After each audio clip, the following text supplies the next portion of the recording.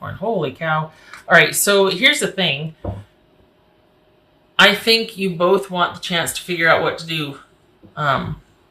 This is someone that is wanting, because this feels like someone coming back to say they're sorry, or someone coming back for a second chance. Excuse me. Sometimes justice for me also means reconciliation, or a second chance to do the right thing, balance the scales, give it another go, that sort of thing. So both of you are hoping for a second chance for different reasons. You want to be more, if for the Cancers that I'm reading for, this would be about you being more, keeping your own interests first. You would want a do-over in the sense that you would want to be able to prioritize yourself and to wait and see, and to be non-committal about things. Like it would be your chance to offer very little and to see what this other person has to offer and what they're going to do with this situation. Instead of you being assertive and making everything okay, and you're doing that, but the focus is on making you okay and you being assertive for what you want, right? The other person, or your person, they feel like this is a chance for them to also stay non-committal and to be assertive about things. But this is bigger than their interaction with you. They're trying to clean a bunch of stuff up in their own life. So I don't know what's going on. I don't know why you two entered each other's orbit again, but it's a chance for both of you to be more assertive about your wants and your needs. Whether that leads to a second chance, I don't know, but the thing is, that's going to depend on you, is what I mean. But the fact that you two are back in each other's, area, orbit, whatever you want to call it. So the thing is that this does have a chance to be, well, let's just say it's off to a great start. It seems like you both really are into, I don't want to say your own agendas, but it's almost like you're into each of you keeping your own issues unto yourself. It's not a strong, we're not talking about reconciliation. Maybe it's like seeing how it goes situation by situation and just living in the moment and, okay, yeah, I'll meet you for this. Yeah, we can go here. Yeah, do that. But this is not a reconciliation of sorts. It's almost like you two have shown back up to work out your own issues, and both of you have the issues of being assertive about your needs. This other person is working through a lot of stuff in their own life. Not so much you. You are working through issues of putting yourself first in relationships and taking care of your own needs and being, so that it's kind of like you get a do-over. And the thing is, it's not going to be the same dynamic as before. It's going to be about you spending time together, but it's not about you two moving in together right away. It's not going back to what you had. It's about you two, yeah, cool, I'll see you later. Okay, yeah, but it's about almost like who can be the most attached or the most, and it's all about what you do together. Like, oh yeah, we'll go see a movie, but you're kind of each playing it close to the chest or the vet, whatever the saying is. You're not bending over backwards to do for the other person. You're wanting to share time, but you're also doing it to where it's not going to jeopardize either one of you getting back into old behavior patterns. Honestly, for the Cancers that I'm reading for. And part of that could be you recognizing now that there's been, there's this second chance, which implies there's been time. It's about you realizing that, oh, you know what, this person's issues they might just be too big for me. And there might not be any room for me, nor should there be, for the magnitude of what they're trying to accomplish or deal with or see their way through, get in front of, champion, take care of, or take control of. So that could be another reason why things are kind of intermittent, and it's just kind of like doing a bunch of stuff together, but not really connecting emotionally. It's very interesting, because then it's like, well, what's the point? Or is it you realizing, you know what, I don't want to go down that road. I want to re-imprint. I want to do this over and do it to where I'm in charge of my time and I don't just give everything away up front. I mean, okay. It's almost like you're wanting this to be the realization or the epiphany that sets you free. Like seeing how things are now, it's like, yep, I'm more than ever really into doing my own thing and being unto myself. Boy, was I under a spell back then, but now I see things clearly. I'm not the same before, and I don't see things the same before as I did before. So, honestly, if there is a reconciliation afoot, it's not right now, and it might just be a friendship. Because I think this person, as much as they might want to have a do-over with you, they've got much more going on elsewhere in their life that needs attention. So they can't really give a whole heck of a lot to you anyway. So that's why it works for both of you for everything to be situation specific right now. Because you're keeping the focus on yourself. You're not really, you really want to be able to not give yourself away anymore. And this is good practice, right? Honestly, that's what it feels like. It feels like you're like, okay, yeah, but it's going to be on my terms. And they're wanting the intermittent situation-specific connections because there's a lot more going on in their life that they're trying to handle and take charge of. And you're one of them that they're trying to atone, resolve, do over, do the right thing by, believe it or not. So here you are, realizing probably that, you know what, this is just not what I thought it would be. I think I'm going to do an about face here and just kind of bow out. And I think this was the closure I needed. And I'm going to be moving on. Here you are right here, moving on, doing your own thing. And this is Cancer with a new beginning. I don't think that means a reconciliation or that you two worked your way back to each other. Does that mean that the feelings aren't there? No, the feelings are still there. But I don't think you want to get involved with how messy this person's life is. I think you want to leave them to it, and you just keep where you're at with all the ground that you've covered. You don't want to lose any ground, which is very wise. But the feelings are still there, but you decide, I'm going to bow out. I'm going to bow out, and I'm going to withdraw because I need to keep myself a priority. Need to keep doing me. So it could be that this person comes back in to say they're sorry or on their kind of apology tour. And I don't mean to diminish any kind of, steps that they're working through or whatnot, but you are a stop along the way. And although there is interest, there's still so much more they have to deal with that they can't afford to engage emotionally right now anyway. It looks like it ends up setting you free to focus or to keep the focus on yourself. Like this was just the right, the right thing to come along to really solidify you keeping the focus on yourself. And again, this doesn't feel like a creeper. So we're not talking about somebody that, is wanting like just an unhealthy thing. This is someone that recognizes their issues. And although they may want differently with you and from you,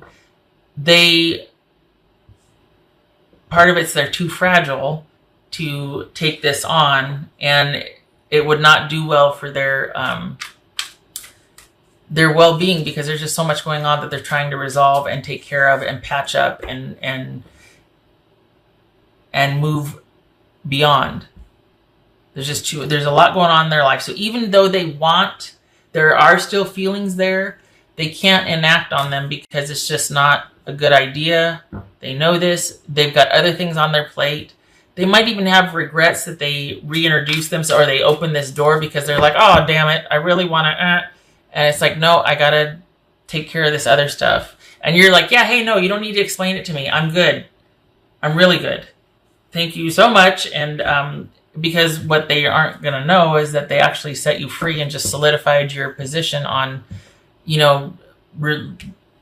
bowing out from this situation, staying the course that you've already been on, and focusing on yourself. So there's still feelings there, but there's nothing to be done about it because they can't afford the emotional attachment. And you would do well to steer clear of that because they're not going to be able to give you what you need emotionally anyway. You've been there before. This is different though because this is someone coming back to say they're sorry and to atone. But there's nothing stable offered here, even despite their feelings. I don't know how I feel anymore, and your beauty still moves me. So the attachment, attraction, all of that is still definitely there, but they're kind of going through it. Look at this. They're trying to get a handle on it, but they're going through it.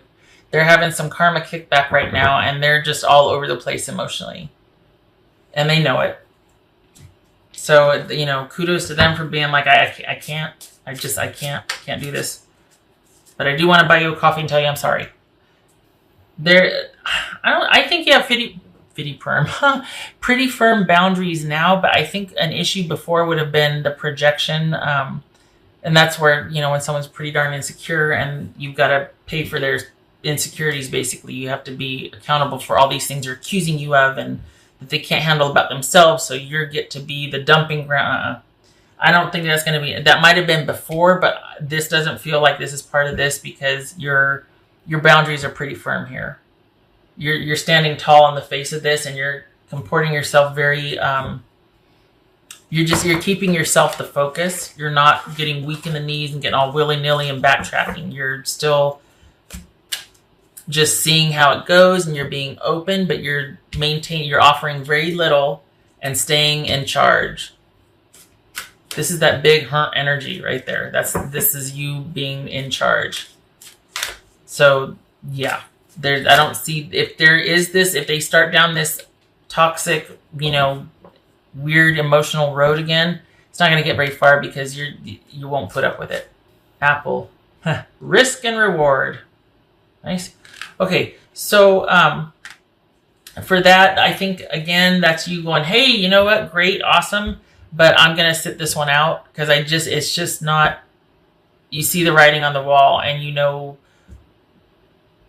it's just not a good fit. For all the progress that you've made, to throw it all away or to get all caught up again, no. Too risky, not enough reward.